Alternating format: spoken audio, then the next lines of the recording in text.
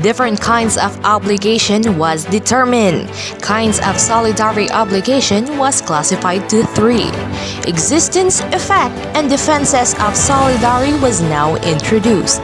Concepts and characteristics of joint indivisible obligation will be known.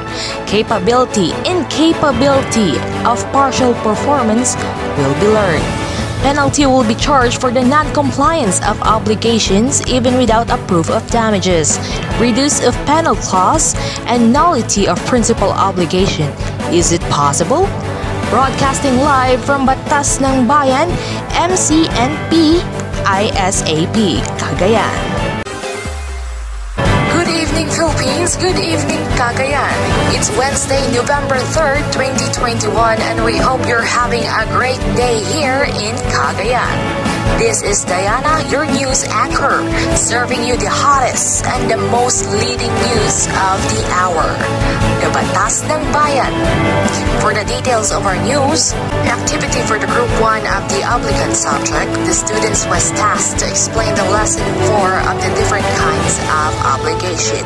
The Lesson 4 contains the following: the joint and solidary obligations, the kinds of solidary obligation, the existence of solidarity, the effect of an unauthorized assignment of creditors' right, and the defenses available to solidary debtors. Moreover, the concept and characteristics of joint indivisible obligation and indivisibility and solidarity will also be introduced in the performance. Further, divisible and indivisible obligations as well as the penal clause will be tackled. For the first lesson, the joint and solidary obligations, it can be determined in joint and solidary obligations that there is a concurrence of two debtors or two or more creditors in one and the same obligation. While in a joint obligation, each debtor is liable only for a proportionate part of the debt, and each creditor is entitled only to a proportionate part of the credit. For more information to solidary obligation, let us hear it from Kyle. Kyle, how's the situation there? Diana, currently we are going to discuss the kind of solidary obligation. The kinds of solidary obligation can be classified to 3, which are the passive solidarity, active solidarity, and mixed solidarity. Passive solidarity is a solidarity on the part of debtors, while the active solidarity is a solidarity on the part of creditors. Lastly, mixed solidarity is a solidarity on the part of both debtors and creditors. Other terms for solidarity obligation are the jointly and severally, individually and collectively, in solidum, mancomunada solidaria, and juntos o separadamente. While the other terms for joint obligation are the proportionately, pro rata, mancomunada, and mancomunada simple. These are the different kinds of solidary obligations. Diana? Thank you, Kyle, for the existence, effect, and defenses of solidarity. Let us review the topic by our news correspondent, Sharina. With the Article 1211, the solidarity exists although the creditor and the debtor may not be bound with the same periods and conditions. Moreover, Article 1213 states that the solidarity creditor are bound by mutual trust and confidence.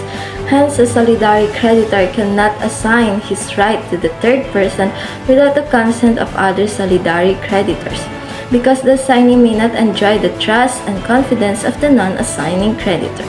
In the case that assignment is without the consent of the co-creditors, then it will be void. Accordingly, they can recover their respective shares from the assigning creditor in case the assignee who collected the debt fails to give them their own share.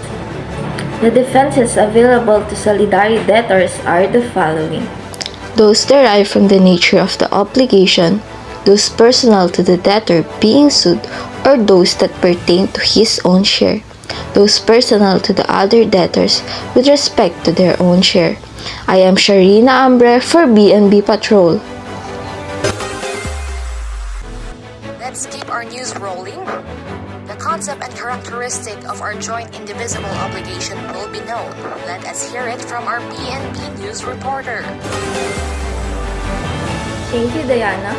For the joint indivisible obligation is an obligation where the debtor and the creditor are jointly bound to the manifestation or the object is indivisible.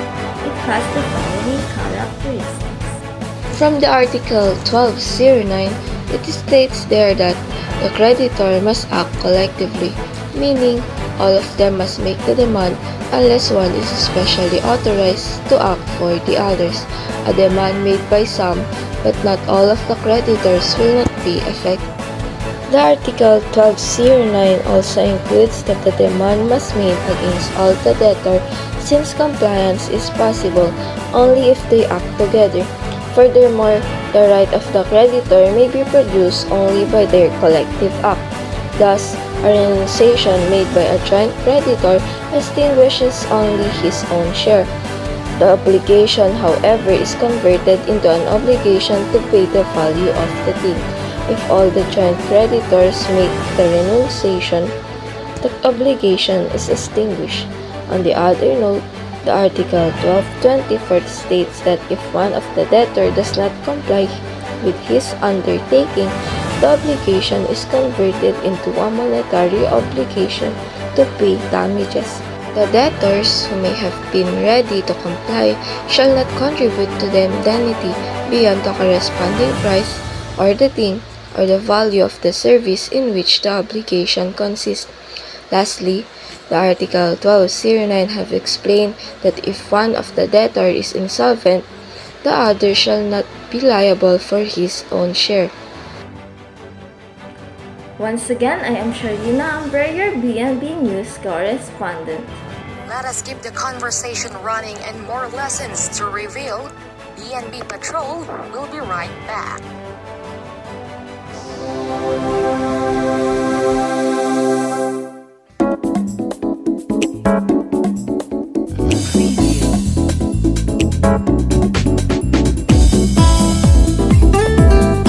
Next month ulit.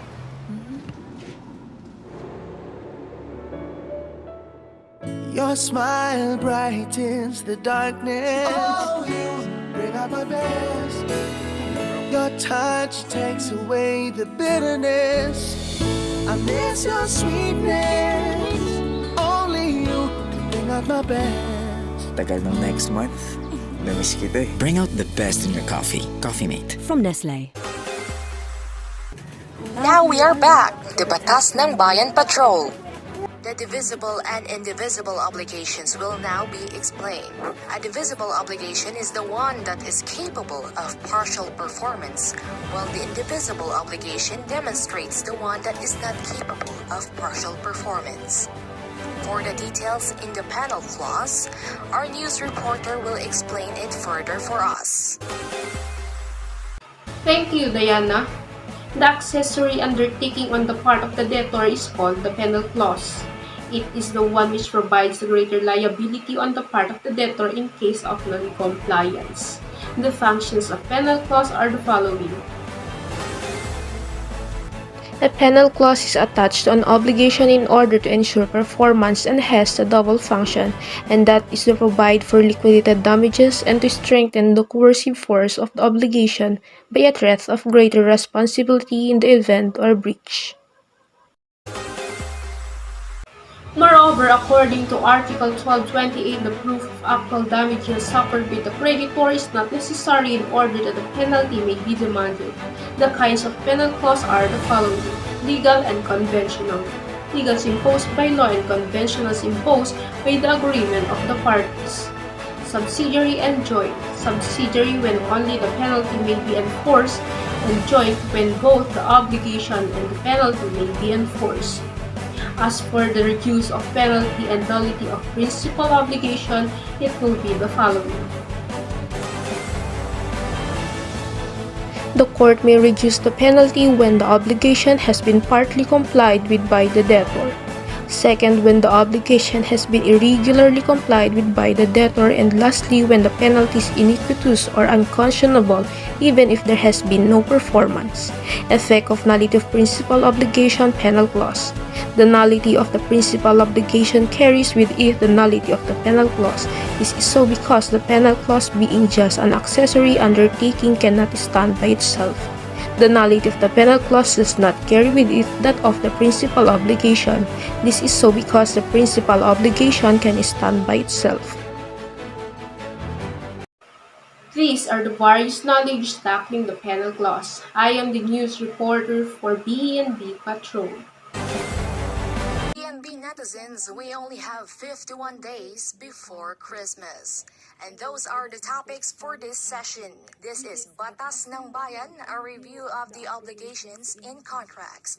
This is Diana, your news anchor, saying that delivering the lessons with no distortion, manipulation, and misinformation is of paramount importance. The right information is the key to a knowledgeable nation. Good night, Philippines.